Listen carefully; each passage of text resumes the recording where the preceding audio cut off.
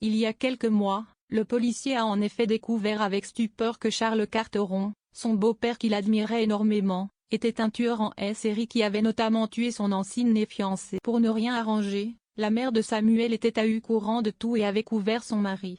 Mais alors qu'il était sur le point de se faire arrêter par la police, Charles avait pris la fuite avec la mère de Samuel.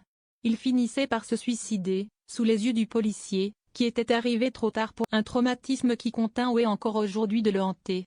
Samuel souffre en effet d'un mal de dos qui l'empêche de travailler. Pour soulager la douleur, il s'est tourné vers les antidouleurs. Mais plus le temps avance, plus le jeune homme semble devenir accro aux pilules. Une addiction qui commence peu à peu à l'éloigner de ses proches. Dans un extrait de l'épisode 362 de Plus belle la vie, encore plus belle, mis en ligne sur la plateforme TF1+, Jennifer, Diane Dassigny, fait une découverte inquiétante. Alors qu'ils sont en train de prendre un café, Jennifer annonce à Samuel qu'elle lui a prévu une petite surprise pour leur repas en amoureux prévu ce soir. Le policier est embêté. Il avait oublié leur soirée.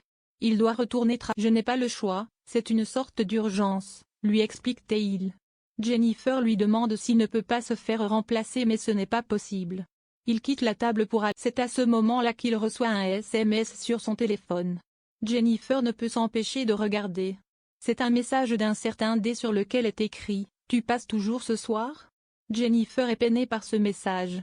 Samuel. Alors qu'elle tente de se remettre de cette découverte, Samuel est de retour et lui promet qu'ils vont faire leur repas demain soir. Jennifer accepte, mais on peut lire sur son visage le sentiment de trahison. Et cela ne va pas être le seul mensonge de Samuel à son encontre. Si l'on en croit le résumé de nouveautés télé de l'épisode du 26 juin, le policier va prétendre que le SMS provenait d'un indice qui l'aidait sur une enquête. Mais en discutant avec ses amis, Jennifer va découvrir que c'était un nouveau mensonge de sa part. Qui est ce mystérieux D? Et pourquoi Samuel ne cesse